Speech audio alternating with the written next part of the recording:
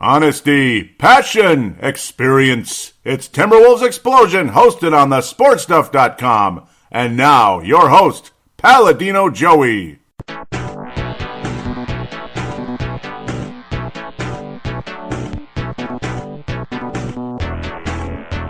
Hello again, Timberwolves fans. Are you ready for the explosion of Timberwolves basketball? I am your host, Paladino Joey, or Joey at Wygen. Timberwolves Explosion is available on iTunes, or I guess we could call it Apple Podcasts, Google Podcasts, Stitcher, and Double Twist. Great to be on board once again with you today. And again, yes, Apple Podcasts. I guess that's probably what it's been forever, but we still call it iTunes, huh?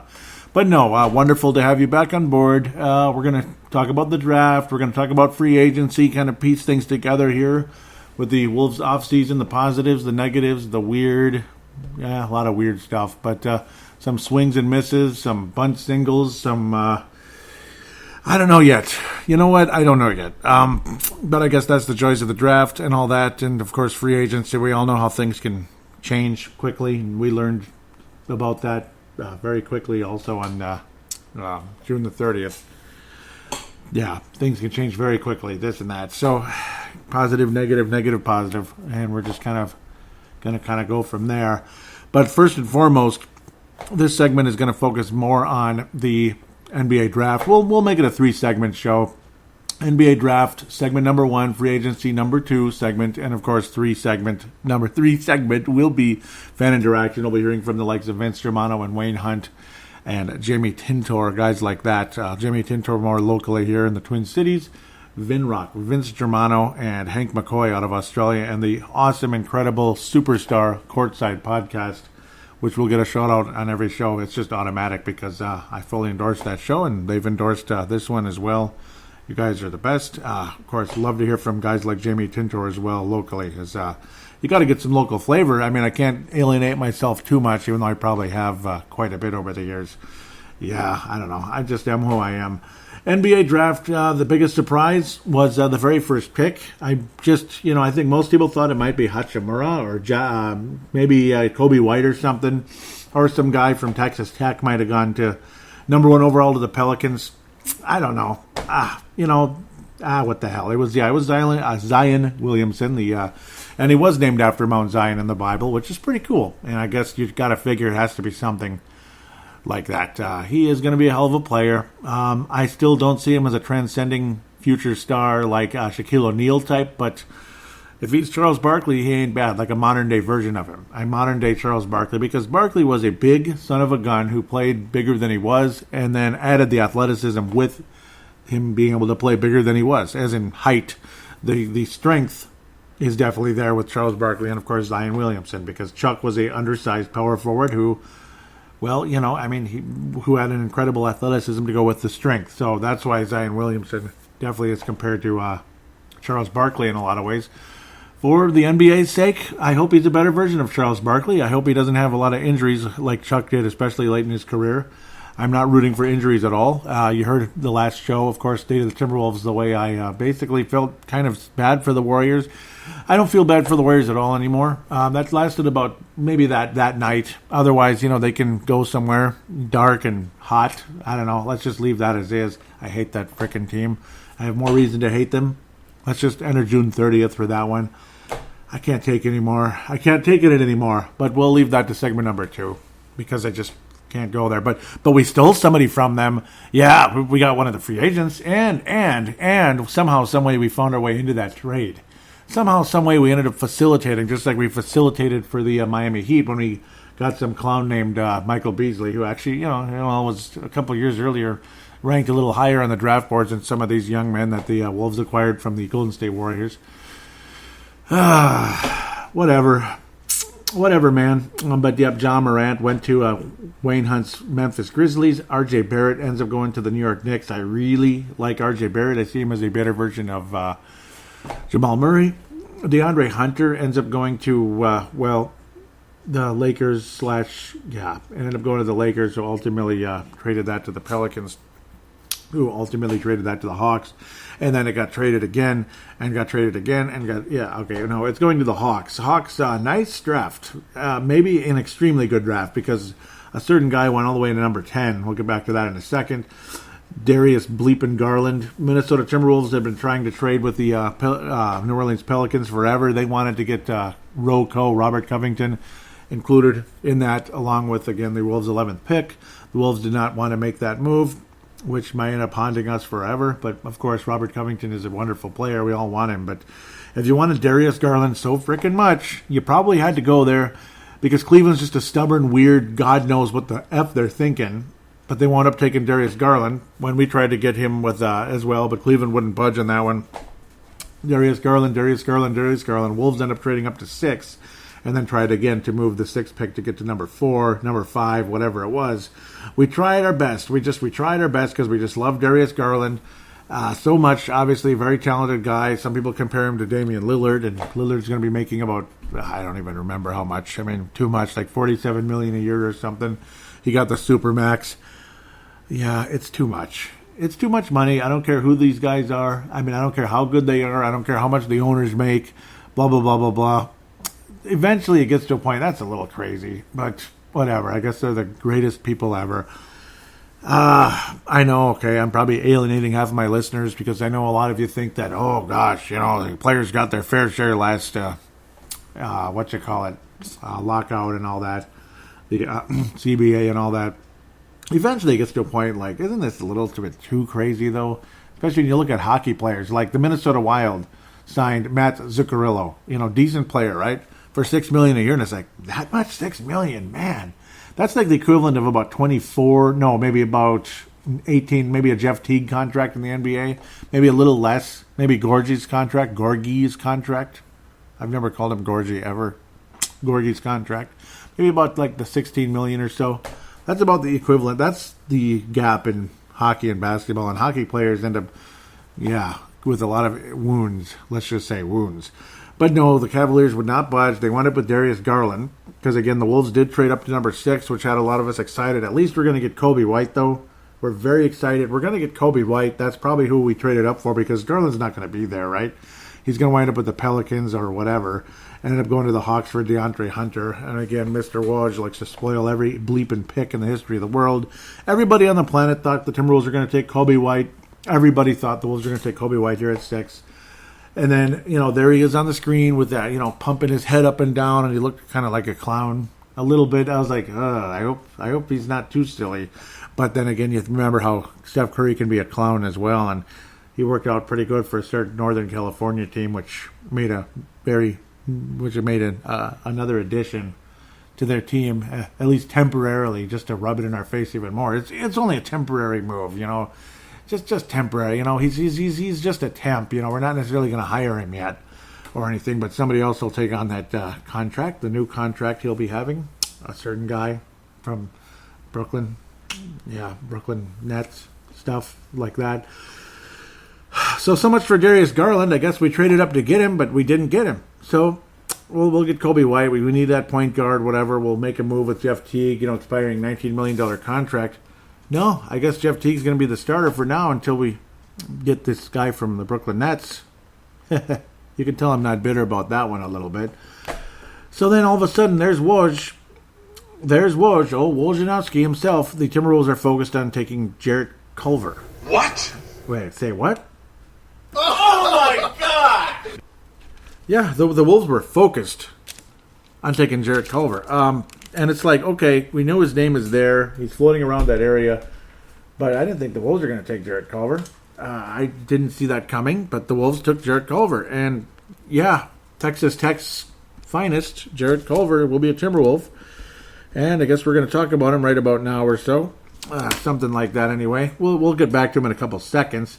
Kobe White does end up going to the Bulls at 7. Jackson Hayes goes to the Hawks, who moved that pick to the Pelicans, of course. Rui Hachimura ended up going 9th to the Wizards, where a lot of people thought that a certain guy named Dumboya was going to wind up there. And Cam Reddish, my favorite guy, who ended up going to the Hawks 10th. So Hawks ended up being awesome.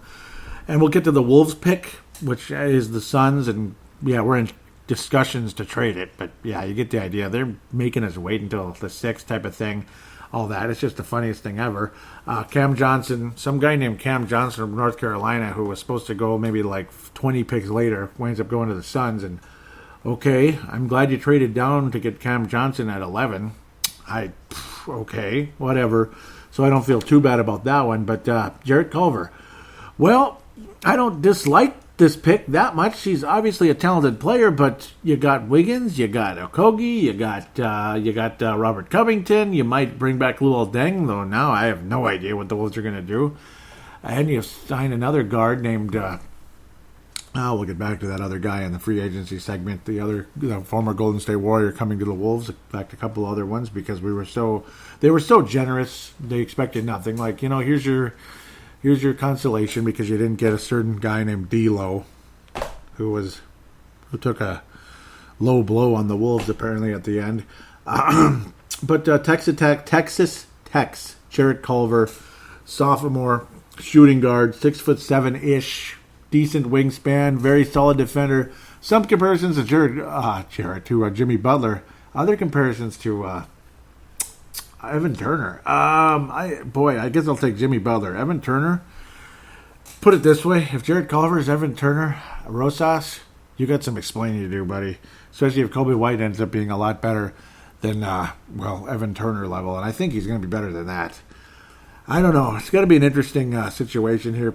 Very interesting analytics with this guy. He's an intelligent player. He works hard, a gym rat, all that. He's a little bit light, though. He's only like 194 for about a 6'7" guy. He's really good in transition, and I mean really good. He's got a little bit of that magic in him without the spectacular passes, but he's intelligent. The one thing about Jarrett Culver that is extremely important that we have to note here, before I talk about some of his other, ratings, so to speak, with all the different analytics and different avenues of the game of basketball that he's good at or extremely good at or excellent at or is, again, he needs the basketball, I think. I mean, you sit down and look at him, he needs the basketball to be successful. And against big, tough defenders, he struggles because he's only 194, and against the other way, too. When he's defending against larger players, he struggles. Very good post game, though, when he's bigger than someone else, and he's got that height. He's got that 6'7" height. And to me, you sit down and analyze things with Jarrett Culver, he absolutely, positively has to be a guard. Not a small forward, a guard. Which means if Andrew Wiggins is still on the team, if he hasn't torn the whole target center down and I'm losing it. But if he hasn't lost his mind at the end of the day, getting pissed off at Karl Anthony Towns and Gerson Rosas for betraying him and offering him to the Brooklyn Nets with a first-round pick, if he doesn't feel totally betrayed right now and he's really pissed off, he's got to be the small forward. He has to be a small forward because Jarrett Culver has to be a guard. Maybe some point guard, maybe some small forward.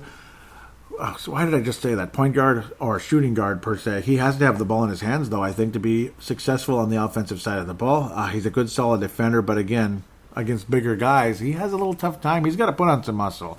Luckily, he's only 20 years old, and he likes to work. He's a good, strong Christian guy, which is wonderful. I'm glad he's a Christian. I'm a Christian. I'm not ashamed to say that. I'm not ashamed at all to say I'm a Christian, and I'm sure some of you aren't as well.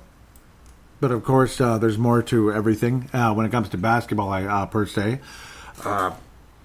Interesting avenues to look at. Again, let's just get back to that before I get too silly. Again, in transition, they rate him like very good. He averages 1.118 points per possession, so that's good. He's in the 67th percentile, so he's in the upper half, so to speak. Overall half court, 65 percentile, .909. He's very good in that. Pick and roll handler, 63 percentile, .8. They consider him just good, so he's not too spectacular in the pick and roll. Spot up, not so good. And one thing that's not shown here is the catch and shoot. Again, did I mention he needs the ball? See, his spot up shooting, he's in the 58th percentile, which is considered good, so he's in the upper half, but he's not that great. Isolation, he's above average, well above average, 77. That's actually the highest percentile at this stage as we're sliding down this column here, thanks to SB Nation. Article I did post in the Facebook page, which I believe got some reaction. He's considered very good in that department, 0.95 points in that situation. On cutting, he's averaging over a point, but he's only 62%. Off screen, 64%. He's just considered good in both of those. See, post up, he is a really good post player, especially with guys that are smaller than him. He could flat dominate and just go over them. And he's got very nice spin moves, but he's not super quick with the ball. He doesn't have the quickness necessarily to be a great player. He's got a nice hesitation move, though, which a lot of people do like. I think he's got some wonderful possibilities there. He's extremely good, though, in the handoffs, in the handoff plays. Where it's kind of the handoff and then shoot right away, that type of thing, or make a move. He's considered excellent. He's in the 94 percentile, which is his strongest trait there. And miscellaneous, which I guess miscellaneous part of me, which could be considered intangibles, meaning he's high IQ, this and that. He's also considered excellent in the 84 percentile. In handoffs, 1.3 points, though. So that's his strength in the handoffs. Again, backcourt. Not small forward, certainly not power forward, but backcourt. It sounds like Rocco is going to be playing some power forward, so again, hopefully he can stay away from leg bruises this time. God bless him. I'm glad he'll be healthy and ready to go again. But in the handoff plays, very, very good. That is his overall strength. I'm not sure you can change a franchise with that. Jarrett Culver is not necessarily being brought in to be a franchise-changing player, but you got to have a number 2 or number 3 star on your team in the draft when you're picking in the top 6, I got to think. And I'm not sure we've done that here. Maybe, hopefully. I don't think he's Wesley Johnson. I really don't. I think the defensive capability is there. The hesitation, and again, he's a completely different type of player. I think he brings more facets to the game than Wesley Johnson did bring. Wesley Johnson is not capable of leading an offense up the court, not only getting to the basket on the fast break, but also setting up other players for three-point catch and shoots, and, of course, other players in transition going up for dunks and such. That's what I really like about what Jarrett Culver brings to the game. So if you like a little of that old-school Showtime style, Jarrett Culver can bring a little bit of that, despite the fact he's not the fastest guy of all time. Certainly not the fleetest of foot, but I certainly wouldn't call him the worst. The things that scare me, though, he's not good in the catch and shoot. He's got a hitch in his shot. It's weird. It's weird looking, especially in his free throws, like 68%. He shot 22% in the NCAA tournament, 3 of 7. 7 of 31 overall. That's not very good. 3-point percentages throughout his collegiate career. He shot better as a freshman, 38%. Of course, he still averaged almost 27 minutes as a freshman, 32.5 as a sophomore, but his percentage dropped by 8%. That is horrible, despite averaging, he averaged about another 0.3 attempts a game. His free throw percentage, 68%. Pretty awful, to be honest. Slightly better as a sophomore than as a freshman, 70.7%, 64.8 as a freshman. But he's got a hitch in his shot. It's weird. It's kind of a slow release. It's kind of a long release. Kind of reminds me of Joe Smith a little bit. So we'll try to stay away from that. Joe Smith. Oof, I don't want to think about that one. He does attack the offensive glass, which is good. A little over 1.5 a game in the offensive rebounds. He's a good darn rebounder. Averages about 6.5 as a sophomore. Averaged about 6.5, about 5 as a freshman in less minutes. Again, about almost 4 assists, which is really good in college basketball for a shooting guard. That's extremely good. 1.5 steals. He did have almost 3 turnovers, and again, that's at times again when some of those catch plays, or some of those plays where he's just, he's defended. He's not always good in traffic, though. Driving to the basket, he's good. But if he's pressed, bringing the ball up, he can make mistakes, and that's where things come up a bit, especially against bigger players coming up on him. He has a tough time in that situation. Again, he's got to bulk up a bit. Luckily, he's a younger guy, but he's going against other young guys. It's not like he's going against NBA players here, big, bulky, 30-year-olds, 28-year-olds. He's going up against college players. So that's the other facet here you got to sit down and think about. The guy needs to get bigger, plain and simple. You see SOS as a statistic. That's 9.53. I just say it's SOS all right sometimes in those situations for him. Save me, right? But there are strengths and weaknesses with Jarrett Culver. Some of you out there locally are like, "Oh, I'm so excited about this pick," but do you realize you do realize that their number one guy was the reason why they traded it up was to get Darius Garland.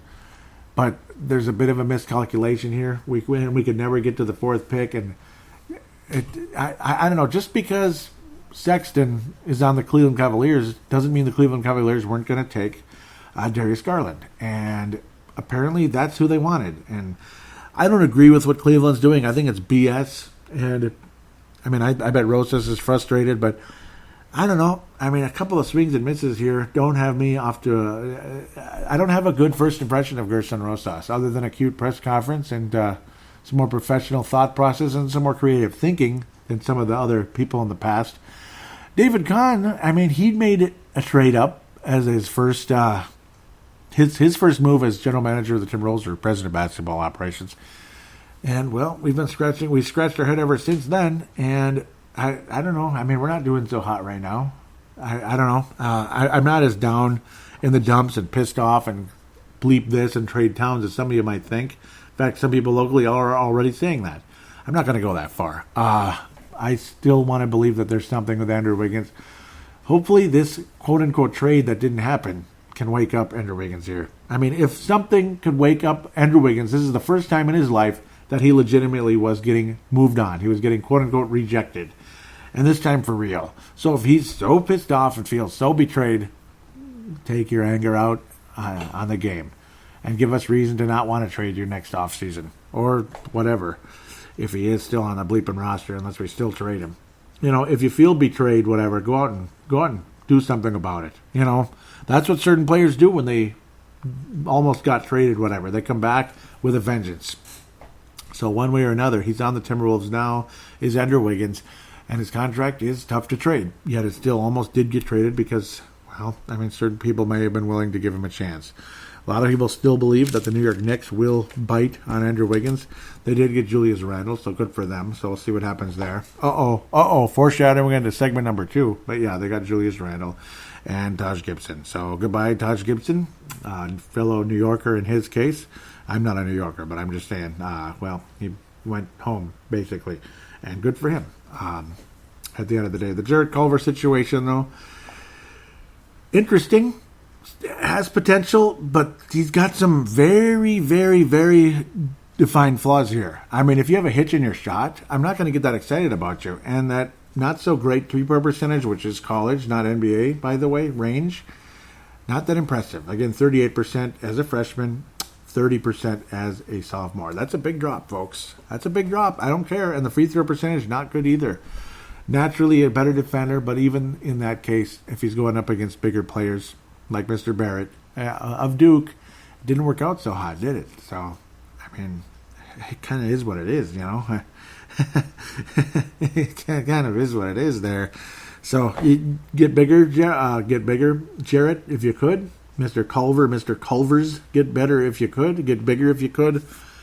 Get rid of that damn hitch. I mean, there's got to be a way. There's got to be a way with Gerson Rosas' collaboration and Ryan Saunders' collaboration with his assistant coaches. There's got to be a way to improve this guy's release, quicker release, shorter release, all that, and get rid of that damn hitch. Because if he's got a hitch in his shot, Jarrett Culver is not going to have a whole lot of success in the NBA. There's your Evan Turner, and well, Evan Turner went number 2 in the draft early. You know, everybody was all excited about him, and Evan Turner's a role player at best. At best, I mean, I couldn't care less about Evan Turner.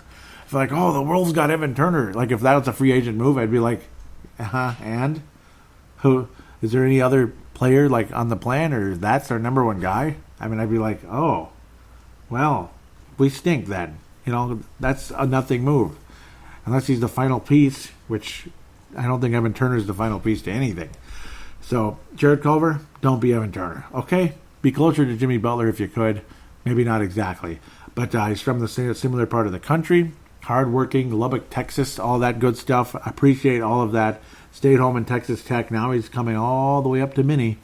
We'll see what happens. Love the guy, but Let's hopefully we can start loving the player even more than the guy. That'd be nice. As for a guy we might end up loving, seems like a pretty cool cat, interesting, intelligent, great potential, I think. And I don't know how the hell the guy dropped. Is a guy by the name of Jalen Noel. And it's not spelled like Nerlens Noel. It's just he's got his own name. And, of course, Nerlens is staying with the Thunder due to my chagrin. That guy's going to be really fun to watch, I think. Tyler Hero, which some people got excited about at the last second, wound up going to the Heat. Seko Demboya off to the Pistons, and he'll be joining Derrick Rose there. There I go again. That Walker Alexander, he's going to the Nets. Well, not the Nets. He's going to the Pelicans. Interesting move there. It was the Nets, but ultimately the Pelicans. Romeo Langford, a guy that I liked. He's going to the Celtics. Any other major ones? Brandon Clark, a guy that got talked about nonstop. He's going to Hank McCoy, Wayne Hunt's Grizzlies after the Thunder moved that pick. The surprise of the draft for me, other than Jarrett Culver, the Jarrett Culver pick, which is kind of a surprise, and that Cameron Johnson, what the hell is that? Don't even know there. But Nasir Little, who I was extremely excited about if the Wolves ended up standing pat at 11, and he would have been there apparently. 25th. The Portland Trailblazers, who made a move recently for Hassan Whiteside, have Nasir Little joining the fray there, and also re-upping Rodney Hood. Boy, I keep going ahead here, but that's going to be a pretty good team next year. Maybe they'll win the West. But maybe. What a move there! What a lucky drop for the Portland Trailblazers. Nasir Little, I don't understand that. And Kevin Porter Jr., some people thought highly enough that the Wolves would take him at 11. He ultimately goes 30th overall. The Bucks traded that pick to the Pistons, who officially traded the pick to the Cavaliers. So Kevin Porter Jr. will be a Cleveland Cavalier. We move on forward. Nothing too exciting in the second round. None of the major names other than Bull, who slipped all the way past the Timberwolves to 44th overall. Marcus the Forecaster wasn't too thrilled that the Wolves passed at him. But this Jalen Noel guy, hey man, wow. Pac-12, Washington. Big one here. He was the player of the year for Washington as a sophomore. 6'4" shooting guard who's got a heck of a game. He's an interesting guy. Unfortunately, his father has passed away a while ago. But definitely, was motivated by him and all that to work hard. And, as long as the effort was there, that's number one. Even if he missed 10 threes in a row, the effort was there. So, interesting guy. I watched a video on him recently. 44% in his sophomore year.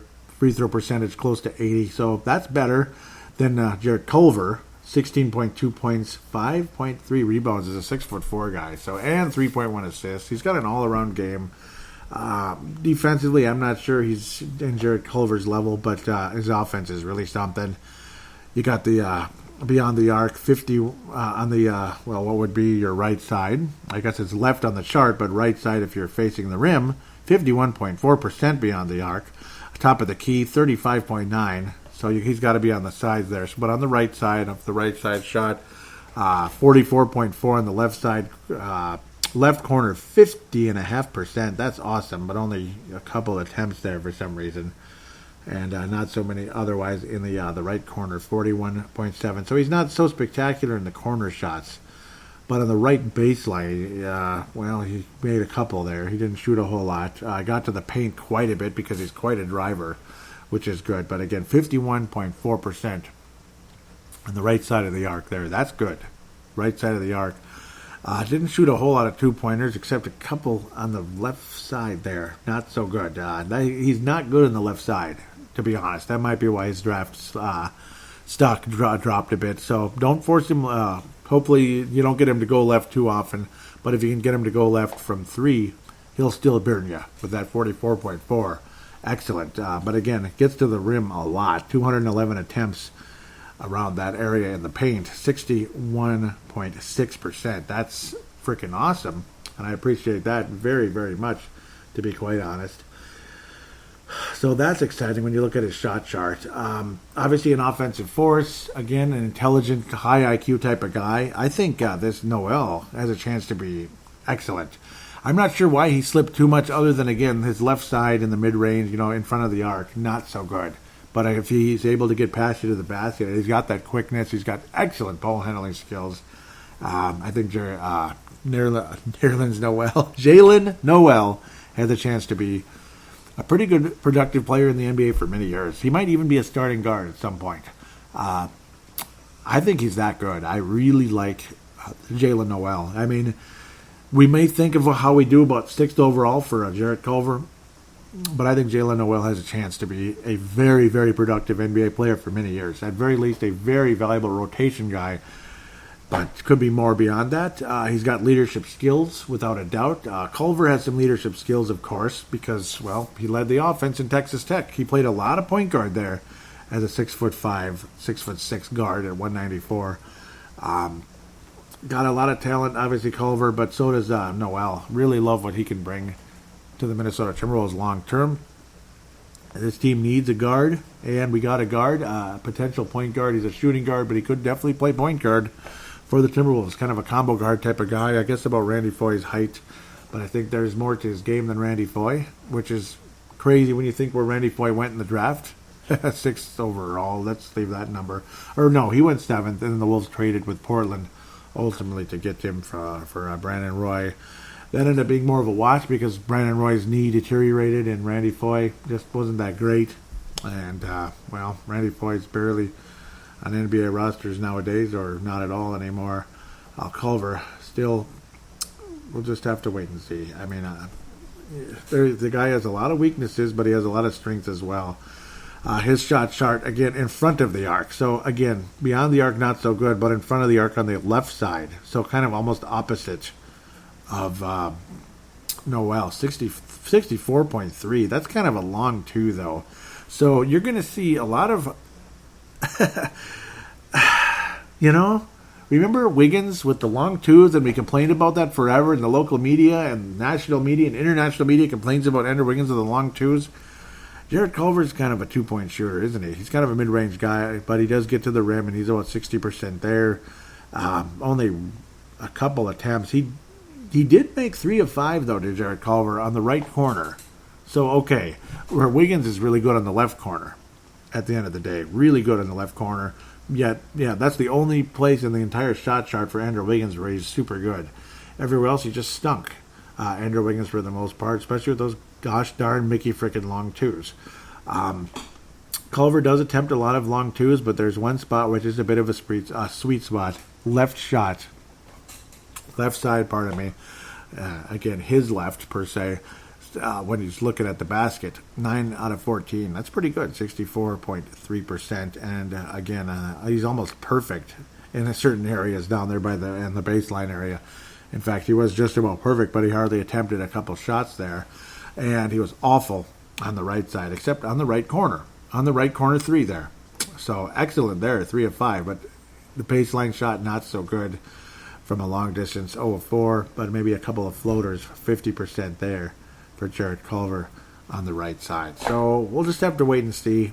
He's going to be a very interesting addition to this team. Of course, I think Jalen Noel's a guy to be pretty optimistic about if you're a Timberwolves fan.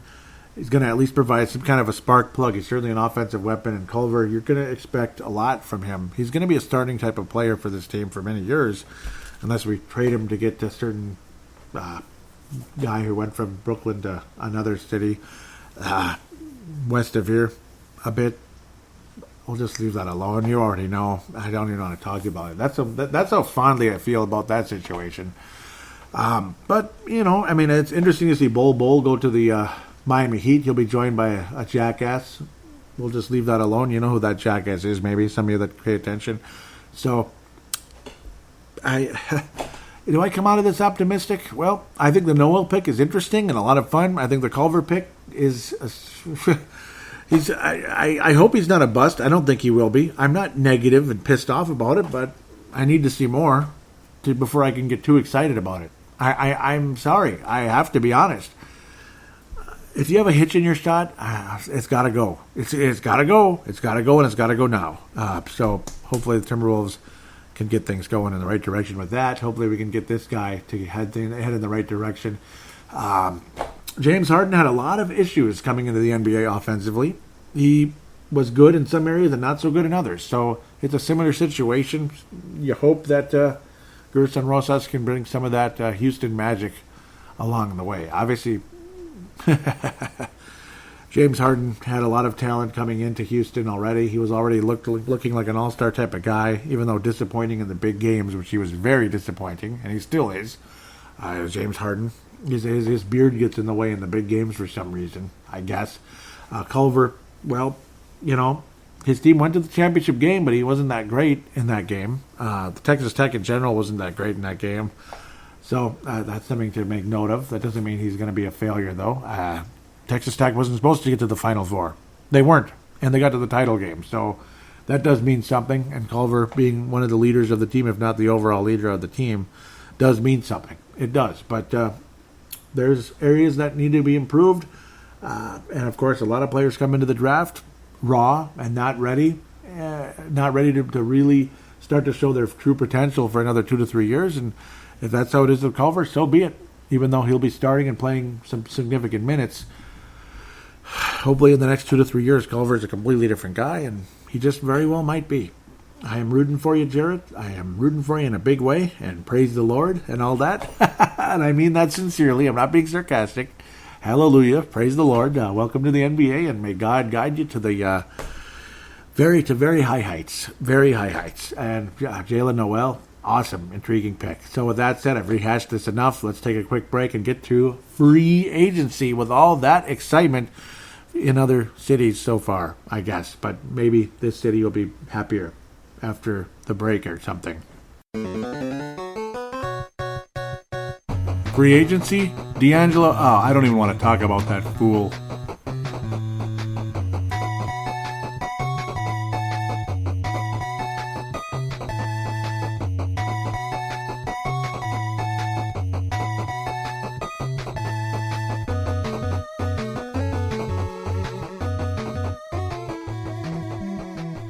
And we are back here on Timberwolves Explosion, segment number 2. Going to look more at free agency now. And then, of course, segment number 3 will be fan interaction, as mentioned before. I should mention, though, really quick, please don't get ticked off at me about Jarrett Culver. Don't get pissed off at me about me poking a couple holes in his game, this and that. Hey, you know what? He hasn't even played an NBA game yet. He has all the time in the world to, quote-unquote, fill those holes, plug those holes, so to speak. But you got to get an honest assessment right there at the end of the day. He's got work to do to become a great player in this league. At the very least, he'll be a very good starting rotation type of guy and go from there. Interesting point of view from the Timberwolves a bit of late as well. The approach, this and that, looks like we're getting more and more athletic. We're getting longer, this and that with the free agency acquisitions. So there's some encouragement out there, and you'll hear Vince Germano. It won't be quite as long of a of a back and forth with me and Vince Germano as it was last year. That was cool. Like the whole first segment, me and Vince Germano talked about the Jimmy Butler situation. So last year's show probably going to be a little bit longer than this one. It was over an hour and a half last year. Not sure exactly where this one's going to take me. But Vince Germano does add a audio submission going into segment number 3. So look forward to that for sure. Coming back with some positivity and bringing a little common sense back to the show, because sometimes I jump off the track a little bit. Well, free agency is quite busy, quite interesting. Again, we'll get to who the Wolves added. We'll talk about some of the guys real quick, some of the main ones. Of course, Kevin Durant has moved on to the Brooklyn Nets, which is a good thing in my opinion, just to get rid of him, just to end the whole Warriors' current version of their dynasty. Kyrie Irving also goes to the Brooklyn Nets, 164 for 4 years for Kevin Durant. Unfortunately, it's like a 3-year deal with a 4th-year amount of money just to recover. You know, I'd like to get paid to recover, but yeah, that's a different story there. Paid to recover from injury, the poor guy, but hey, he's going to have a lot of money, that's for sure. 164, Kyrie Irving 142. Hopefully he can stay healthy. That's a problem. Kemba Walker then replaces Kyrie Irving, with the Celtics lose just about everybody. Jimmy Butler ultimately goes to the Miami Heat in a trade that could be quite interesting. We'll look at the Golden State thing in a minute here. We kind of have an idea what happened there. Jimmy Butler, again, he's going to the Miami Heat. A bit of a fascinating move there in terms of what took place. Jimmy Butler and Meyers Leonard going to the Heat in a four-team trade. Four-team trade. These are extremely rare. Maurice Harkless, who was a possible Timberwolf years ago in the mock drafts, forget about 4 or 5 years ago already. Los Angeles Clippers receive a first-round pick, lottery protected through 25-26. Then it becomes unprotected after 26, I guess, or on 26. And something called Matthias Lessart, so God bless him. Hassan Whiteside's $27 million contract goes to the Portland Trailblazers as they end up replacing Enes Kanter, who wound up choosing the Celtics. And the Philadelphia 76ers, who do they receive? Who do the Sixers get after all that mess? Josh Richardson. Oh, man. I think that would have been a nice return for the Timberwolves. Wouldn't that have been nice if it was just Jimmy Butler and Josh Richardson? That type of thing. Maybe you do have a 4-team trade or something, but the Wolves just get Josh Richardson back. Wouldn't that have been nice? Well, Philadelphia ends up coming out smelling pretty good after that move. They also get Al Horford via free agency, this and that. Good one there. Very expensive contract for a guy over 30, but does provide some defense. Josh Richardson provides defense. It's a very, very long team. You get Simmons, who's one of the tallest point guards ever, honestly. The tallest point guard ever was a guy by the name of Magic Johnson, of course.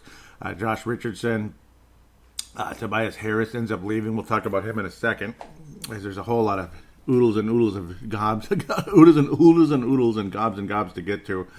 One move after another. It's all good stuff. It's all fun. It's all so exciting. Or really, is it? It's a lot of stuff. But yep, Jimmy Butler off to the Miami Heat. So good for him, I guess. He gets to lead a team and make a jerk of himself. But, he's all about winning, isn't he? Al Horford, 4 years, 109 to the Sixers. The Celtics continue to lose player after player, but they do wind up getting a point guard back. We'll talk about him in a second. Klay Thompson, 5 years, 190. As good as Klay Thompson is, and as much as I've actually talked well about him on this show because I love the way he plays, I hate the Warriors and all that, and I hate when Klay Thompson hits shots because I don't want the Warriors to win. But, hey, he does it the right way. He doesn't have to demand the ball. He doesn't have to dominate the ball the whole game. Catch and shoot, all that good stuff. But is that really worth 190, though? I mean, I guess it is. But here's one that's probably a bit more, head-scratching a bit. As good as Chris Middleton is. 5 years, 178. Jiminy Christmas. Danny Green. Oh, here we go. This just happened, basically, because he was a possible Timberwolf. Yeah, everybody was a possible Timberwolf if we trade this guy and move this guy there and then move this Rubik's Cube that way. We right inverted, left inverted. This is, okay, whatever. I don't like Rubik's Cubes because they're too difficult, but maybe I'm just not smart enough. Maybe I'm not quite in Gerson Rosas's IQ level of 100,000, but... Yeah, Danny Green's going to the Lakers, so they got Danny Green consolation prize for a certain guy who's going to the other, he's going to the same stadium but wearing a different jersey.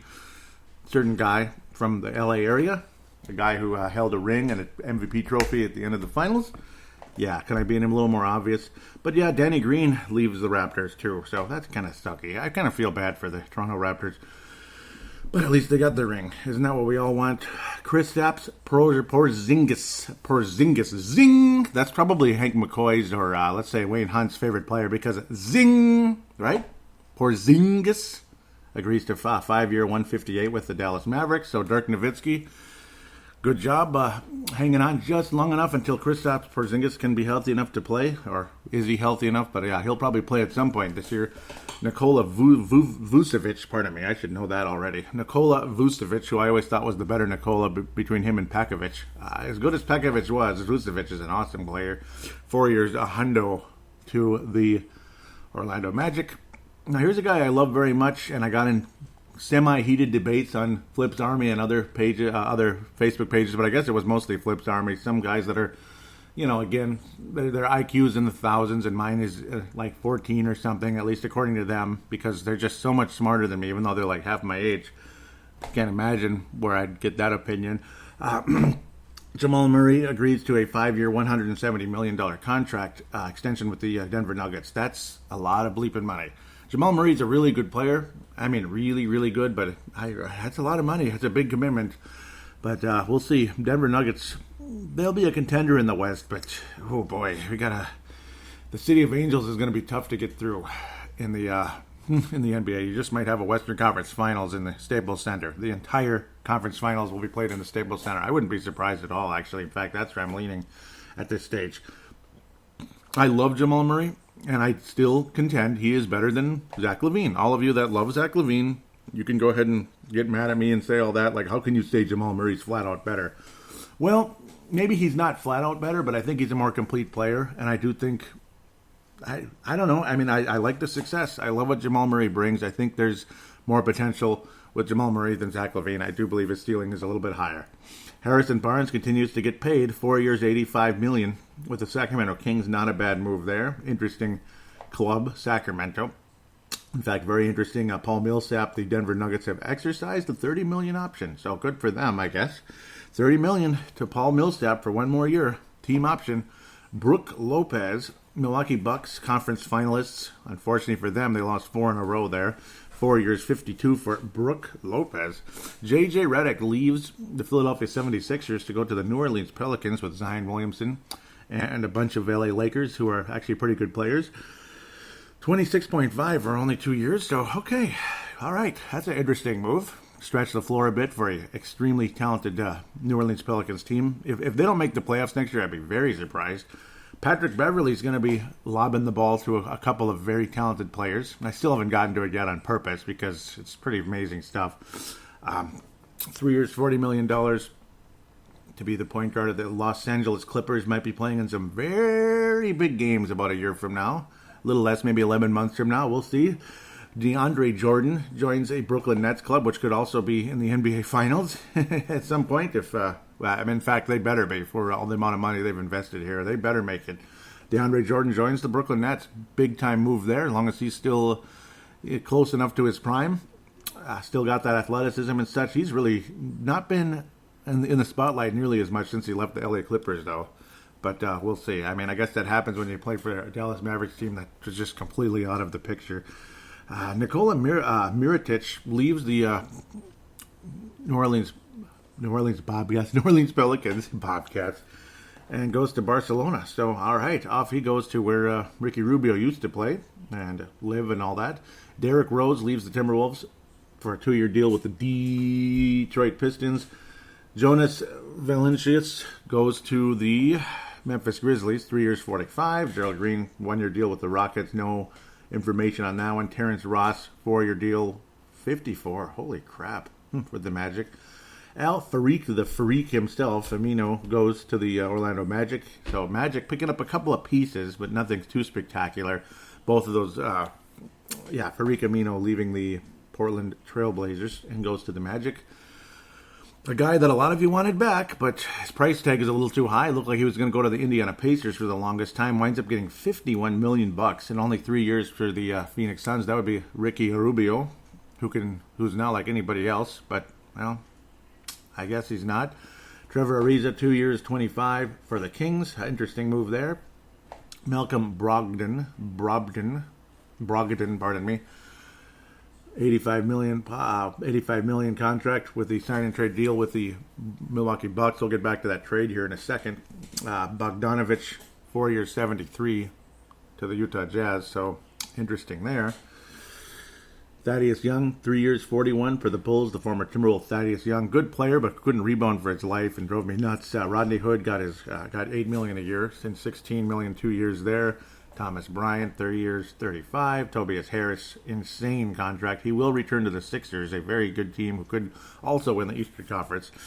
Both conferences are extremely top-heavy, aren't they? Especially if Kevin Durant's healthy. Whew, top-heavy, very top-heavy. The Philadelphia 76ers and Brooklyn Nets could be on a collision course, or you still got the you got the Milwaukee Bucks as well. Mike Scott stays in Philly, the stretch for their pretty cheap contract, 2 years, $9.8. Jeremy Lamb, 3 years, $31.5 to the Indiana Pacers. DeMar Carroll, 2 years, $13 million with the Spurs. Maybe I'm going on a little too long. Julius Randle went to the Knicks for $63. That's a good contract at the end of the day. Taj Gibson leaves the Timberwolves for the Knicks. Mike Muscala, blah, blah, blah. The brothers are united. Robin Lopez goes to the Knicks. So let's look at what the Wolves did a bit, if humanly possible. Seth Curry, a lot of guys wanted him. Unfortunately, not coming here. Enes Kanter, very cheap. 2 years, $10 million to the Celts. Berea's back one more year after the Achilles, so good luck to him there. Anthony Tolliver leaves the Wolves, so a lot of guys leaving and a lot of guys coming in, I guess. The Portland Trailblazers. So interesting moves with the Wolves here. Noah Vunla agrees to a one-year deal with the Wolves, about $2 million or so, $2.8 million for Noah Vunla. A lot of people like him. He provides some defense, some length, and all that. Not a bad addition, actually, at the end of the day. Not a bad addition with Noah Vunla. I don't mind the idea of bringing him in when you sit down and think about it. Again, he's long, athletic. He's about 8 points, 8 rebounds, like a block or so a game. He brings something. He does. Unfortunately, the Wolves waived Cameron Reynolds, which surprises me a little bit. Kind of a nice 3-point shooter, small forward, kind of a lengthy guy. I don't know what's up with that one. Jared W., I think, would have fit right in with this team. 1 year, 2.6, but I guess we wanted to go a little younger with Noah Vunla. Similar kind of a guy, long, defensive type of player. And there was an interesting one here. Jake Layman. Portland Trailblazers really loved him. Minnesota sign-and-trade deal with the Portland Trailblazers. Pretty interesting move at the end of the day. It's still kind of to be decided what the Wolves give up for him, which is kind of weird. But not a whole lot, though. It could be second rounders, this and that. It's mostly a trade exception at the end of the day. Jake Layman has inked a $11.5 million 3-year contract with the Wolves. A bit of a stretch three. He provides defense, athleticism, this and that. So interesting acquisition. Didn't get to see him play a whole lot because he was kind of buried on that Portland roster, kind of behind the guys like the Rodney Hoods and such. So an interesting move at the end of the day. Jake Layman coming to the Wolves. You also get Mr. Bell coming in from the Golden State Warriors. Jordan Bell so far in 2 years. Nothing too spectacular yet. Limited action with the Golden State Warriors. Can't imagine why, right? Second round, 8th pick in the second round in 2017 by the Chicago Bulls. He's averaging about 3-3 so far, pretty much in his career, to be quite honest. I guess, well, so far, yeah, that's his average per 48. So at the end of the day, his real average is confusing at times. Nope, he's averaging about, I guess his rookie year, he averaged 4.6. 3.6, yeah, but last year about 3-3. Averages about a block a game in about 13 minutes so far. So, I mean, he provides some of that length, that athleticism. He got a little bit of time in the big games, but still got his whole life ahead of him. Born in 1995, so that's really good. 6'9" out of Oregon. 224. Jordan Bell joining the Timberwolves. And I look some more at some of their numbers. It's like, why not at the end of the day? If we can possibly do that. Vanilla last played with the New York Knicks. Again, not a bad addition. I mean, these are kind of savvy, solid moves. Again, this guy's actually younger than Jordan Bell. And he's about the same size, like a little bit bigger. 6'9", bigger body, college from the Indiana Pacers. He was a 9th overall pick, and that's why I remember him so well. It's already been about 5-6 years in the league, if you can believe it. 5 years officially. Started off with the Hornets. Yep. Again, 9th pick in the draft. Hasn't panned out to be that kind of player, but his numbers have gradually improved every year, except his short time with the Portland Trailblazers when he ended up getting traded to the Bulls. Not so good with the Blazers, but picked it up significantly last year with the Knicks. Of course, his minutes were much higher. Career high there, about 25.5, 8.4 points, 7.8 rebounds. Doesn't average a block a game, though, which is a little bit disappointing, but good, solid, strong man, on the ball, kind of defense, athleticism. Not a bad addition and very cheap. $2.8 million in the NBA is very, very, very, very cheap when you think about it. Layman is another interesting one. Jake Layman from the Portland Trailblazers, and we'll look at some of the trades again, including some of the other players the Wolves acquired. And yes, I haven't talked about D'Angelo Russell yet. Yeah, we're going to get to it. I should have just started off with that, but whatever. I'm just kind of leading into it, just kind of building up, getting some of this out of the way. Layman finally got some minutes last year. After the first 2 seasons, he didn't get a whole lot. 7.6 and 3.1 in the rebounding category, 7.6 points. He can hit the 3 a little bit, but not yet, ultimately. His career 3-point percentage is 30.2, so he's nothing special there. Free throw percentage, nothing special either. So, I mean, it's kind of a wait-and-see thing with this guy. They loved him very much. Did the Portland Trailblazers. He's actually a year older than Vunla and Bell, so that's interesting to note. He was the 17th pick in the second round in 2016 by the Orlando Magic. 6'9" again, so everybody's 6'9" and 215 in this case for Jake Layman. So an interesting move. Again, 3 years, and it's mostly a trade exception to the Portland Trail Blazers. 11.5. So a little more of a commitment with this guy, and Blazers loved him. He looks like Tom Brady. Just look at this guy. Look at his profile. He looks like Tom Brady. That's really funny.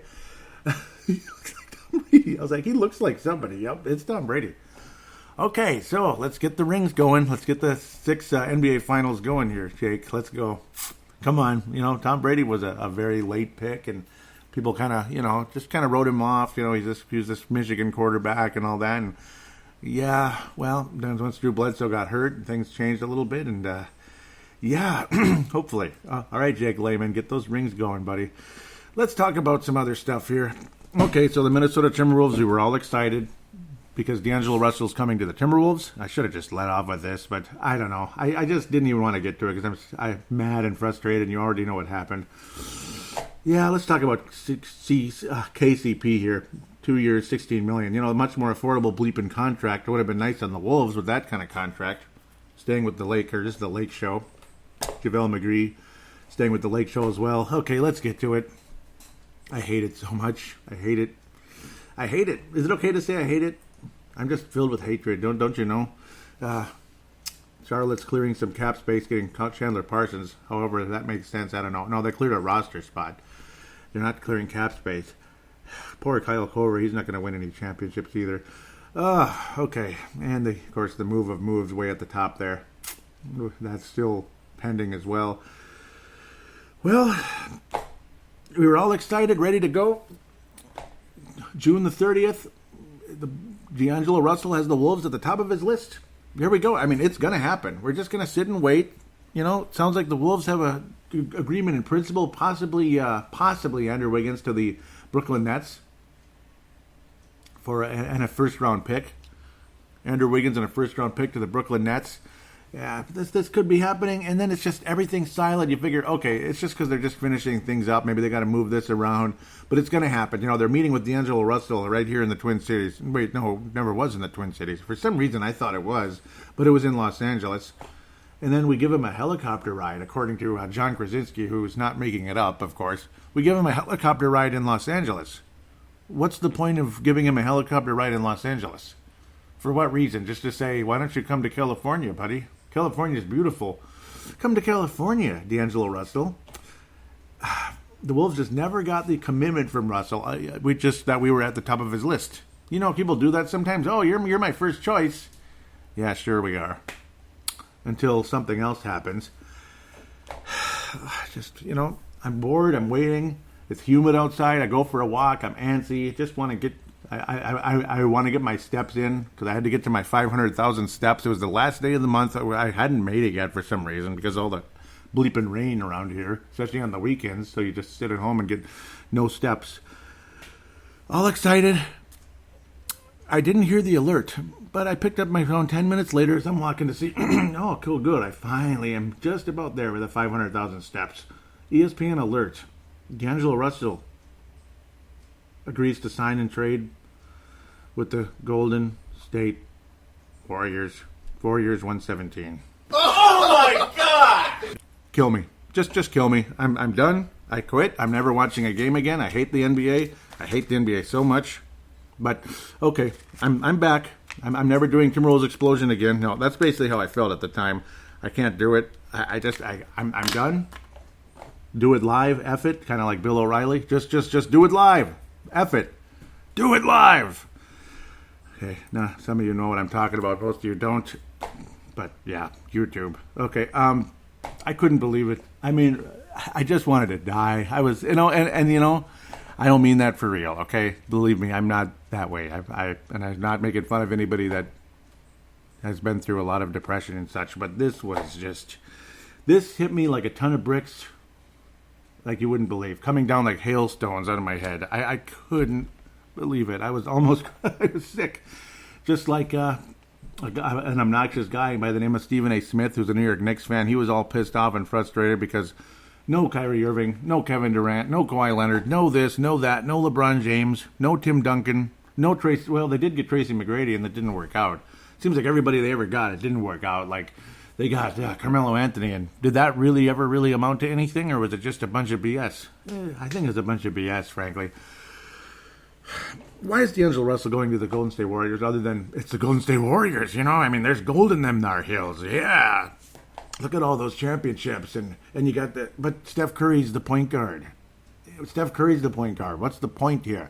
And the shooting guard's Klay Thompson. So what the hell is this? This doesn't make any sense. What kind of success level did they have in Golden State when Monta Ellis was with Steph Curry? That's what a lot of people are saying. It'd be the same thing. So why this move happened, I have no idea, other than they're just trying to maybe make it like a stock trade almost. Like, let's buy into this stock, and then it'll go up in value a little bit because people are going to go after him again and trade it right away, maybe in a couple months. Like a short trade, this type of thing.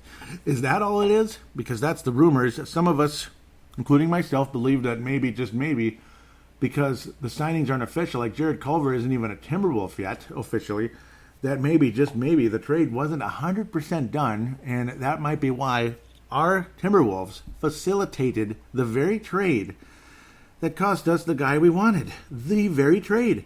We facilitated the trade. We facilitated the trade. We facilitated it. Timberwolves acquire Shabazz Napier, Trevon Graham, and cash considerations from the Golden State Warriors in this trade. So why would the Wolves facilitate the trade? The very trade that cost us the guy we wanted. Was it for cap space? Was it because we need this third-string point guard and another guy, a shooting guard, Trevon Graham, who's okay? Shabazz Napier, I kind of like him. I remember LeBron James really liked him. Certainly hasn't amounted to a whole lot in the league. In fact, his minutes have diminished, this and that, after an okay start with the Miami Heat. LeBron James liked him, but of course he wasn't enough for LeBron James to stay in Miami. He wanted to go back to Cleveland to raise his stock price just a few shares, just a couple. And about 2 years later, he rose it to the moon. That's when he officially started to get into the GOAT talk, which, okay, there I go off into another story there, but yeah. Interesting. Amazing happening here. Very, very frustrating. Andre Iguodala ultimately goes to the the Memphis Grizzlies. That helps us facilitate the trade as well. You get the cap space so the Golden State Warriors can absorb D'Angelo Russell. Shabazz Napier and Trevon Graham were on the Brooklyn Nets. They were never on the Golden State Warriors. I'm not sure what the Wolves are doing here, other than I don't know what the Wolves are doing. I have no idea what the Wolves are doing with this one, other than acquiring a couple guys who are okay. I kind of like Napier a little bit. He was on the Nets. Kind of like him. Kevin Durant, of course, ultimately goes to the Brooklyn Nets. So it's like a sign-and-trade type of situation. Interesting how it all works out. So that's how that works out. That's how Kevin Durant wound up going to the Brooklyn Nets. That's how they facilitated all this. So D'Angelo Russell's kind of like, let's fill in for Kevin Durant for the moment and then use D'Angelo Russell to move forward. But I guess that's why things got quiet, because the whole thing dried up and died on us. And we got Shabazz Napier and Trevon Graham. I mean, hey man, you got yourself a nice backup or third-string point guard, depending on what Tyus Jones does. Talk is that the Wolves will float Tyus Jones a qualifying offer, and we'll go from there. But about 10:39, the trade took place, or the alert showed up at 10:32. 10:39 is when I looked at my phone, so 7 minutes later. I still remember, I can still see the time. I can still see the alert. I can still see everything. I mean, it said 10:32 from ESPN, 10:39 on my phone. One of the most depressing moments in my basketball life took place. One of the most. I mean, we had D'Angelo Russell come into Minnesota. There's your secondary star. Maybe you get out of the Wiggins contract, or you get out of the Gorgie and Jeff Teague contracts. Because what's Jeff Teague going to do as a $19 million backup point guard behind D'Angelo Russell? I have no idea. But Teague would fit in nicely with the Nets, possibly. Help them out. Why not? Why not? Maybe he'd stay there for a while. Who knows? But no D'Angelo Russell to Minnesota, unless it could still happen around December the 15th at a much higher price. The talk was possibly Jarrett Culver is included in the trade to sweeten things up in a big way. Majorly sweeten things up for Golden State, which, I don't know, that would be kind of a drag. You know, so much for the offensive point guard and defensive shooting guard, which I was kind of thinking about. That would kind of bring a rhyme, bring some reason and all that, some rhyme and reason to this Jarrett Culver acquisition and all that. Defensive shooting guard, offensive point guard, this and that could get very interesting. And if Culver develops into a better player, that makes it even better. I don't know, Culver moves up, so to speak. But this trade was very depressing moment for myself. And again, I guess he's not going to be on the Warriors for very long unless something happens.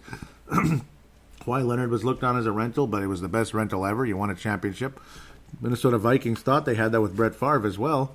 1 year and a Super Bowl title. But, of course, nothing ever bleeping works out in Minnesota. Like, those things never happen. But other teams, it happens. A guy goes somewhere for a year or something, they win a championship, and off he goes. It's not the first time, but I'm blanking on some of the others.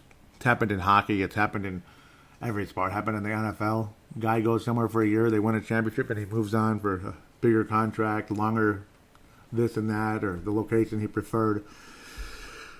One way or another, D'Angelo Russell's not on the Wolves, and what a nice helicopter trip we gave him across the helicopter tour, whatever, ride across Los Angeles, which made no bleeping sense. I don't understand it. Terry Rozier, this was another sign-and-trade situation with Kemba Walker, and Terry Rozier goes to the Celtics. Or, excuse me, yeah, he goes to the Celtics, the frickin' Celtics. He goes to the frickin' Hornets for about $58 million, 3 years. Extremely expensive. Rozier did a good job in the absence of Kyrie Irving, but pretty expensive move by the Charlotte Hornets. Michael Jordan, again, I don't know about him. I like him, but I don't know about him as this owner type of thing. I don't know, man. I don't think he's real good. But depressing day for the Wolves, and we'll just move forward from that. At least we got Shabazz Napier, okay? We got the guy LeBron wanted. If LeBron wanted him, I want him, because LeBron's the best. Yeah. LeBron always picks the perfect players to be around him, doesn't he? Always. Yeah. Some lower-end trades here. Kyle Korver going to the Phoenix Suns. A guy I think would like a ring, but I don't think he's going to get one in Phoenix. Javon Carter also goes to the Suns. Josh Jackson and DeAnthony Melton, not Milton, but Melton, goes to the Memphis Grizzlies, and a couple of second-rounders. The 2021 second-rounder is conditional. The 2021 is not. Dwight Howard gets traded again. It's like another one-year rental. Only $5.6 million for Dwight Howard, by the way. That's his salary. C.J. Miles off to the Washington Wizards. Dwight Howard has become a flat-out journeyman ever since the whole Laker thing blew up. He's basically been a borderline journeyman, and now he's a flat-out journeyman. Dwight Howard, I didn't even basically pay attention to him at all anymore.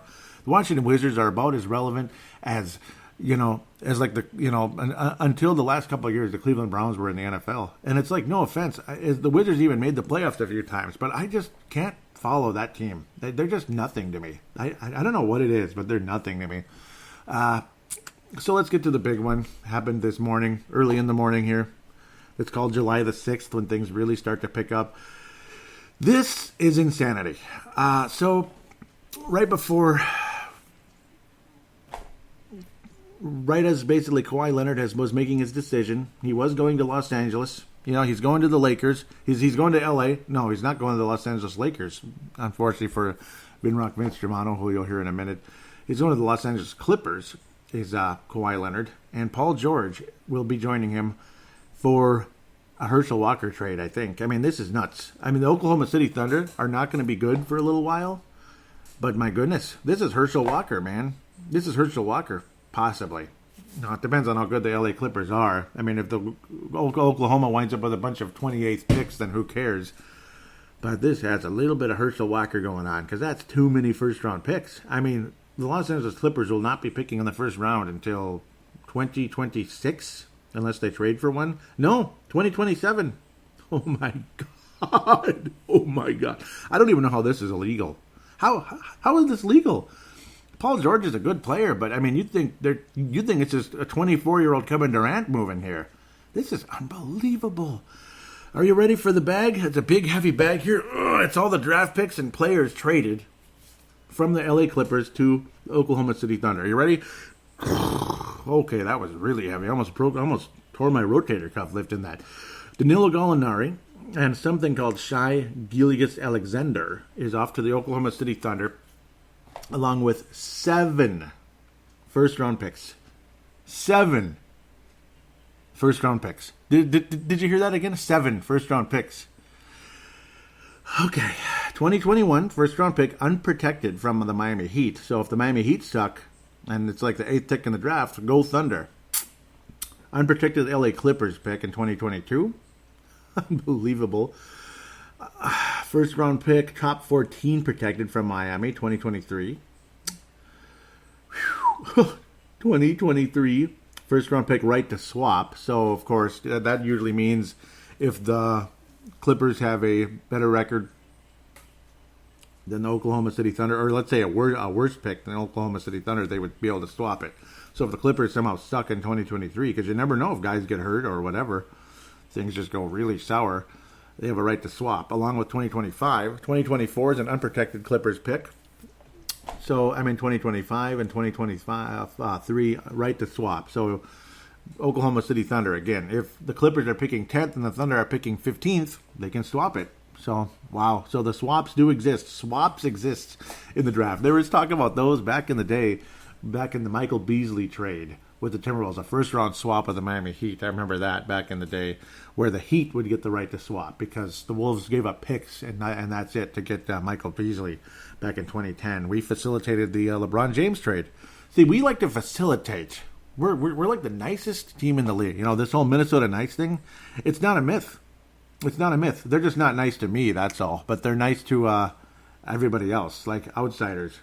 We're not really particularly nice to each other, but we're just so nice to outsiders because outsiders are God, and everyone already here just sucks, I guess. I'm just messing around. It feels like that sometimes. But, yeah, we're just so nice that we facilitated that LeBron James sign and trade, or the free agent signing, whatever it was. It's technically a sign and trade. Like, yay, you get a trade exception. You get basically nothing back, but it ends up being a trade exception. So, complicated business here, folks. Complicated business, as a certain president said in 2016. Complicated business here. I just received a call from the Oklahoma City Thunder. They called to congratulate us, the Los Angeles Clippers. Paul George will be a LA Clipper with Kawhi Leonard. Golden State, you're fired. Los Angeles Lakers, you're fired. Yeah, maybe. I would not be surprised if Staples Center hosts the Western Conference Finals. Do you get it? Do you get it yet? Yeah.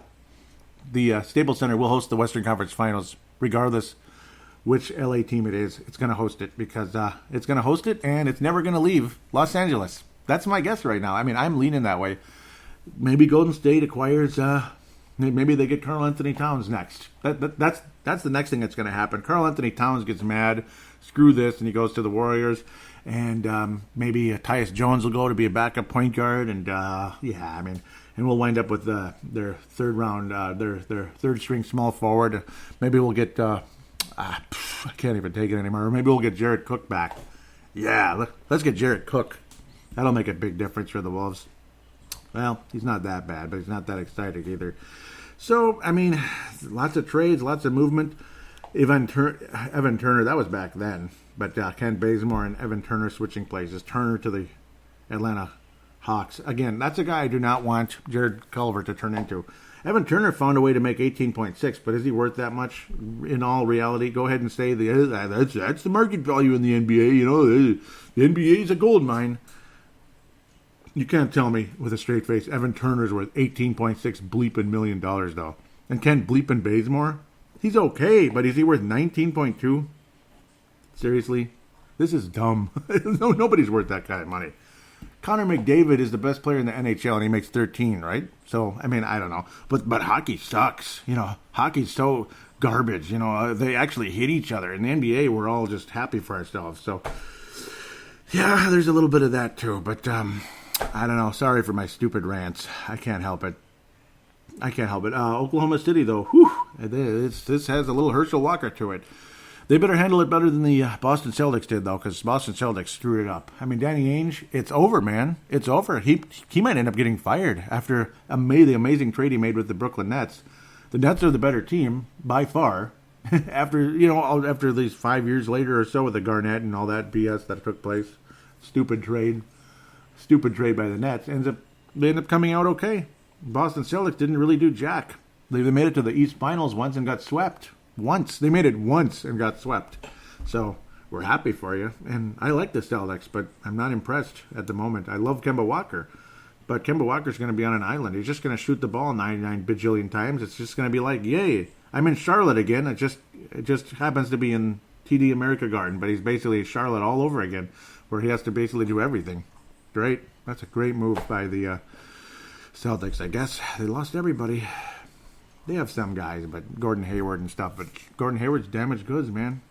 So, it's a whirlwind. It's a spider web. Sorry I'm all over the place, but welcome to the NBA. I mean, it is all over the place. There's going to be 9 billion trades with 9 billion draft picks getting moved around, and we're going to be disappointed. Minnesota fans are going to be disappointed one way or another. We're not going to get the top free agents. Every time you think something's about to happen, like many years ago, Gary Payton, it just never freaking happened. And he wound up on the Bucks like years later. Oh, goody. What a stupid-ass trade that was, too. That was a meaningless trade. Wound up with the Bucks.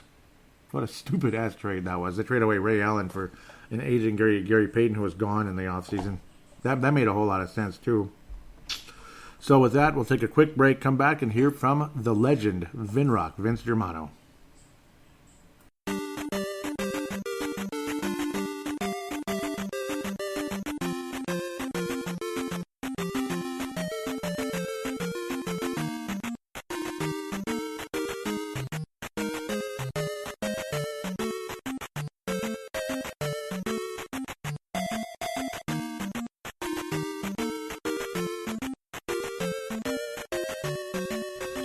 G'day Joey, just taking a break from the old Kawhi watch here in good old Melbourne town.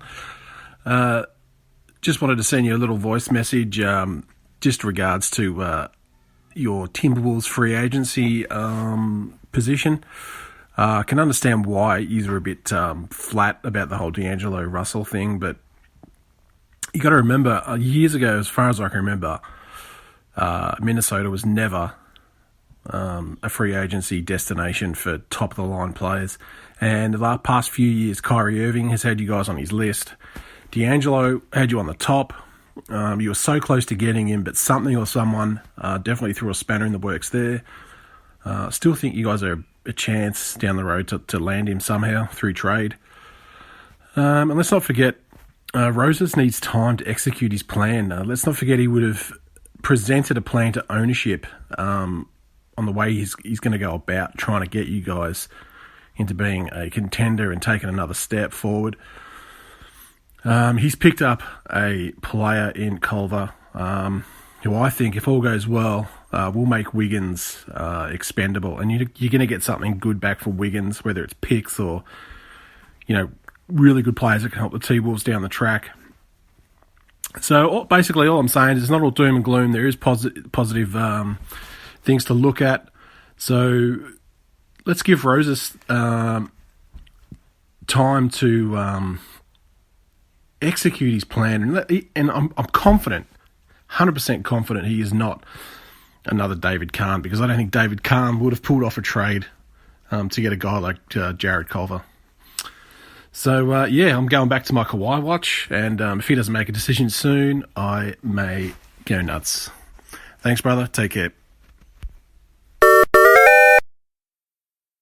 And I can't thank you enough, brother. Vince Germano out of Melbourne, Australia, on the Kawhi watch. Unfortunately, things did not work out. So both of us feeling the pain and frustration of free agency once again. Life is life, isn't it? But hey, at least I got Anthony Davis. I mean, Anthony Davis is obviously a hell of a player.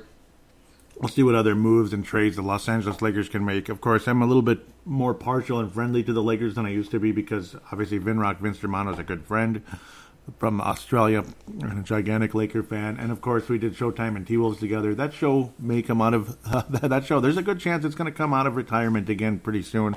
It really wasn't even ever meant to be retired. It's just we got busy and all that stuff, and it's not easy doing an international show. I mean, it's tough. Like, you have to, the timing is like way off and all that, so it is what it is. Imagine Minnesota and Australia recording a podcast together.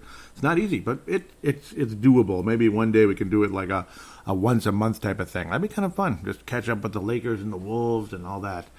Maybe we'll do that one of these days. We'll get that revived and get on some kind of once a month schedule. That might be my little throwing out a little 2 cents on that one. love what you had to say there. Of course, you want to keep things positive and the possibility of being able to move Wiggins at some point. Or hopefully Wiggins just figures it out and gets it going with this different coaching staff and different philosophy from the top.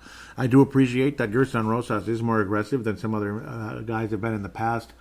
Of course, Thibodeau was aggressive for bringing back his guys, and it just wasn't. They just weren't good moves. They just weren't good moves. I mean, it was just his guys, so to speak. Whereas, what about some of the players that would fit nicely to create a very, very good team? That would be a better move, I think, at the end of the day, which I think D'Angelo Russell could have fit in nicely with the Wolves. Hopefully there's something else at some point, and maybe he still will wind up here at the end of the day later on at the end of 2019. We'll see. So let's get to the Twitter account, at Wolves Explosion. Again, Vinrock Vinstermano retweeting the show. Thank you again very much. State of the Timberwolves 2019, which if you haven't heard yet, I do recommend, of course. Levi and Tanae Brown out of New Zealand. Wonderful guys out of New Zealand, of course, like I just said, retweeting the show. Thank you, guys. That's awesome. Hoops Dad, he liked a tweet. So some of this is, these are like liking tweets from other things. Definitely heartbreaking how things didn't work out. Timberwolves France, this and that, kind of multiple tweets. John Krasinski, this and that. Timberwolves Energizer liked my retweet, was it? Yeah. Yeah, guys are just very frustrated with what took place. We were all excited, and then it all went downhill as quickly as possible, and that's just kind of how things go. Wojbomb is the king of Twitter. At the end of the day, he's just kind of doing his thing, and boy, he's making a living off of Twitter, that's for sure. Twitter is a very powerful weapon if you're in the media. It makes you an on-the-spot reporter, that's for sure. At Wolves Explosion, do go follow that if you could. That'd be greatly appreciated. Again, thanks again, Vinrock Vince Germano. That was a lot of good talk there, positive and fun, and hopeful. We'll say. I'm trying to be optimistic. It's not easy. What was this? Yep, I was really hoping for Nasir Little, and boy, he was there at 13, like I talked about in segment 1, and he dropped all the way to 25. Tim Lee Schluter locally said, "Yep, Kobe White, here we come." When I was talking about the 6th pick. Y'all just traded into the 6th spot. Yeah, pretty damn exciting at the end of the day. I couldn't believe it. Yeah, it always happens where it happened. Like either Vince Germano, Stu Benson, somebody's like, "You just did this." I'm like, "I missed it?" And it was like 5 minutes ago and I missed it. You guys always beat me to it, which is really funny. Yep, this is where the pick actually happened. We get some commentary from Tanae Brown. He said, Since when do the Wolves trade up? And I was like, well, the David Kahn trade back in 2009. Pray to God this is a better outcome, and I hope it is. Tanae Brown says, messaged me this morning about the trade. I wasn't happy, but at least we're being aggressive. I liked Saric, though. So, yep, he's a little sad to see Saric go to the Phoenix Suns. That's what took place. The Wolves trade Dario Saric. I didn't even talk about this a whole lot. Dario Saric and the number 11 pick, so you free up some cap space, and because you probably didn't want to commit $18 million or so it might have been to keep Dario Saric in Minnesota. Not much of a defense, and his offense is kind of okay. Never that great. Wolves wind up taking Jarrett Culver because we didn't get Darius Garland. We talked about that in segment 1, of course. And we'll hear from Sebastian Barton locally here. He says, swing and a miss. And I was like, I certainly hope not. Sebastian Barton says, who would hope so? LOL. Just heard how aggressive this front office was supposed to be. They have been as aggressive as a constipated shit. Well, I think they've been fairly aggressive. Angel Rosa says, good move, Wolves. So, a lot of people like Jarrett Culver, or they're just being optimistic. I'm not sure. Hopefully, we'll wait and see how that goes. I was mad when I said basically what will make me feel much better is if we get D'Angelo Russell and pair him with Jarrett Culver. Then we have a legitimate backcourt, a scoring point guard and a defensive shooting guard. That sounds pretty good paired with Towns. Some people like that one. Wayne Hunt, again, the host of the Courtside podcast, the Alpha Dog there, says, can't wait for you to hear our latest show, Joey. We covered your pick and why fans should love it. And yes, it was a very optimistic view of Jarrett Culver. And outstanding. Thank you again, Wayne, as he was able to get it out. Do check out the Courtside podcast. They do talk about it. They literally were during the draft. They were pretty surprised, like, wow, they took Jarrett Culver. That's a good move. And so check it out indeed. Wayne Hunt says, good sir, here's our draft reactions on the latest episode. Make sure you listen a bit after the actual Timberwolves pick where Stu and I go back to why Jarrett Culver being compared to Jimmy Butler is an actual good thing. Yes, see, because it will be Jimmy Butler without the attitude. So it's like high-end Jimmy Butler, not so high-end Evan Turner. So hopefully there's more of a Jimmy Butler. They're from the same part of the country and everything. I believe it's the same town, like Lubbock, Texas. So let's go. Let's go, Jarrett Culver. Again, I poked holes in his offensive game, but of course Jimmy Butler's offensive game wasn't very polished when he came to the NBA either. It took time. So luckily, Jarrett Culver is a worker, and that'll hopefully lead to bigger and better things. Yeah, Wayne Hunt was saying, my fingers crossed the new management can land D'Angelo Russell. A good point guard in mini is long overdue, my friend. And it was, and it just didn't happen. But everyone out there, do look up episode 346, Draft Christmas 2019, CRT, SDE, as the link is actually right there. And, of course, Google Podcasts, Apple Podcasts, it's there. Go get to it and listen to that episode. Highly recommended. Jarrett Culver is the most versatile pick after Zion Williamson. This is according to SB Nation. Very interesting read. Vince Germano says, this is great for you guys. You've picked up a kid who not only wants to be great, but has the focus and work ethic to go with it. And yes, this is where they talked about the handoffs and all that other such information. Very interesting. All the different details they go into where he's the strongest. He's really incredibly strong in the handoff situation. Those are the moves where you're kind of, it's almost hard to explain just here on the air, but as guys are rotating around, you have the ball, and you just kind of dump the ball off to a guy who's really close to you with the movement, the cutting and such, moving and cutting. Ultimately, they're kind of handoff type of plays where you're getting the ball for a catch-and-shoot type of situation and those quick movements. Golden State Warriors do it an awful lot, to be quite honest. It's similar to a catch-and-shoot, but much closer. Guys kind of literally moving to the ball in a quick move, a quick release of the ball as well in those handoff situations. And Jarrett Culver's very good at that stuff.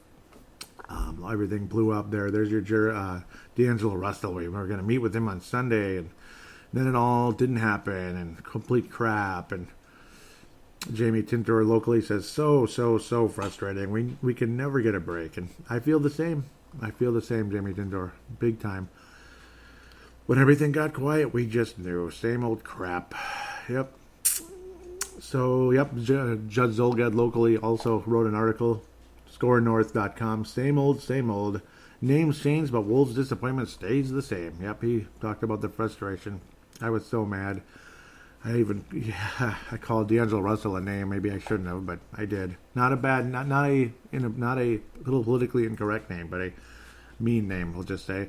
Sebastian Barton says, thank God I didn't experience that disappointment anywhere else. My God, the Twins and Vikings don't rely on big signings. Well, Kirk Cousins, though. Kirk Cousins was a big signing. Brett Favre was a big signing. So Vikings have been pretty bad about that over the years, too, at times. Angel Rosa says, we had a good chance shaking up the league with the leadership and addition, but that's Minnesota sports. Jamie Tinter again says, ugh, so frustrating. Kurt Russell Sawyer says, it sounds like the Warriors do not want to keep him. They are looking to trade him for some nice pieces. I kind of just put ha, and Sebastian Barton says we don't have nice pieces. I'm not sure if Kurt Russell ended up leaving the group after that, so I don't know if I offended him somehow by just putting the ha. I didn't think it was realistic that we're going to get him, and I was in a rotten mood at the time. So I hope I didn't piss him off, but I think he left the group after that, which kind of sucks. Jamie Tinter says, or not group, but page, says, it's unreal. I would tell Golden State and Brooklyn to go take a hike, and that was again after that weird trade situation. Yep, trade up for somebody, then we facilitate it with them, which is kind of weird. Vince Germano says Culver is going to be a gem. He'll make Wiggins go bye-bye. Zach Stiegler says Culver is a stud. So, okay. All right. I hope so. I hope so. This is after the Shabazz Napier, Trevon Graham move for cash as well coming. Jordan Bell coming to Minnesota. Jordan Hill, remember that name? Not that long ago, actually. And this was all the Wolves Summer League roster. Cannon Barry, he's shooting like his father, Rick Barry. Pretty funny. Katie Bates Shop, Tyus Battle, Barry Brown Jr., Mitch Creek. Yep, Australia's finest, number 55. Kalen Martin, not Kevin Martin. Brandon McCoy, not Hank McCoy. Okay, I'll stop. Jordan McLaughlin, Marquise Moore, Jordan Murphy, Golden Gophers power forward center. Jordan Murphy got a couple minutes out there, about 3 points and 5 rebounds. Jalen Noel, yep, love that guy. Josh Okogie, Brandon Randolph, Naz Reid, who was a free agent signing after the draft, undrafted free agent who's got a lot of potential, but he's also got a little bit of a temper as well. Jared Terrell added to the list. at the end of the day. Apparently a little bit of temper, though, with Nasir. He kind of threw the ball in someone's face during the McDonald's game. Marcus, the forecaster, was bringing that to my attention. So, well, we'll see. Maybe that's why he didn't get drafted. People were afraid he might bring a little bit too much attitude, but who knows? Maybe the Wolves need some attitude once in a while. Let's look at that Summer League game a little bit. Mitch Creek, 6 points, 5 rebounds, and he missed both of his threes. Keita Bates-Diop was by far the best player. 3 of 5 from downtown. 7 of 10 overall. 17 points, only 3 rebounds, but that's okay, I guess. Nasir Reed with 9 points, 3 rebounds. Mr. Martin there, he actually led the team in Martin as a small forward off the bench. 12 points, 11 rebounds. He led the team in rebounding, so that's pretty impressive. Jordan Murphy, yep, that's what I thought. 3 points, 5 rebounds, 1 assist, 1 steal, and 1 block. So Murphy's kind of filling up the stat sheet a little bit there. And Jarrett Terrell was 7 points off the bench as well. And Mr. Berry the only thing he was able to do was those 2 free throws in the limited minutes he had. Those underhanded Rick Barry style free throws that went in pretty awkwardly, but they went in. Noah Venla coming to the Wolves from the Knicks. No comments on that one. And Naz Reid ultimately coming to the Wolves as well. A couple guys liking that. The Wolves agreed to deal with wing Jake Layman, three-year contract like I talked about earlier. Yes, I was late in posting it, but I wanted to at least have it up there for people to comment, and didn't get a chance to get a comment from anybody on that. So with that said, that pretty much wraps up this show. Nope. That's almost with the soda. Almost walked away. But Wayne Hunt actually has a couple things. He says, boom, it's about time. Trust me, it's better this way. And this was talk from Clutch Points that the Timberwolves were aggressively shopping Andrew Wiggins, and maybe they still are. We'll see. And here we go. Wayne Hunt will wrap up the show with this. And he says, will you guys all calm down so you didn't land D-Lo on day one? Stay the course. It's a long time until the trade deadline ends. Anything can happen. So many of you are complaining about the stars they don't have when they should be focusing on the ones they do. A couple comments here. Vince Germano says Culver is a great pickup.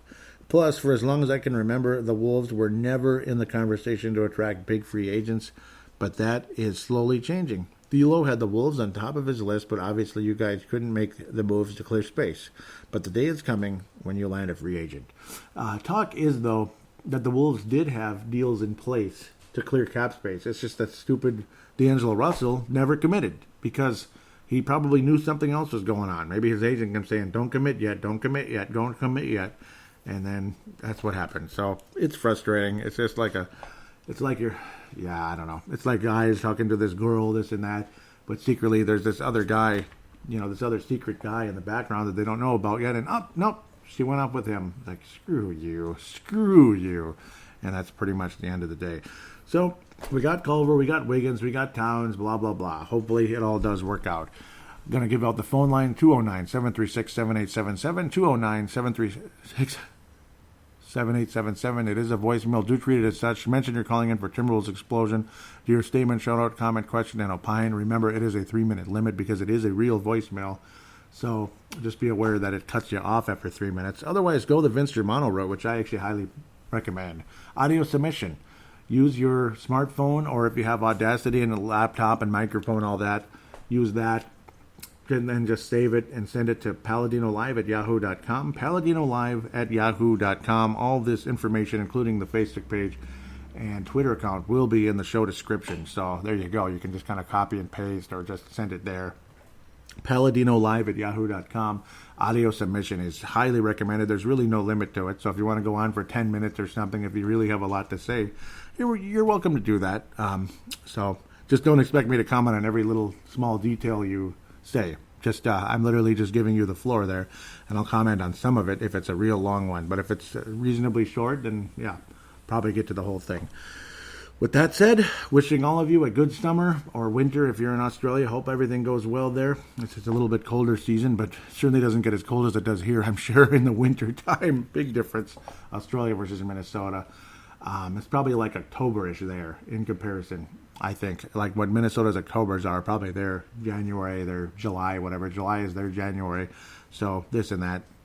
With that said, Wishing all of you a good summer. Again, please do write a positive rating on iTunes or iTunes, Stitcher, or Google Podcast if you could. It's greatly appreciated, or should I say Apple Podcasts nowadays. Greatly appreciate it if you were to write a positive review. It's can't thank you enough. Those of you in Australia that have, and those of you locally in the United States have as well. Thanks again. We'll talk to you very soon, and hopefully there's something more interesting to come, and if there is, there will be a show. Until then, take care.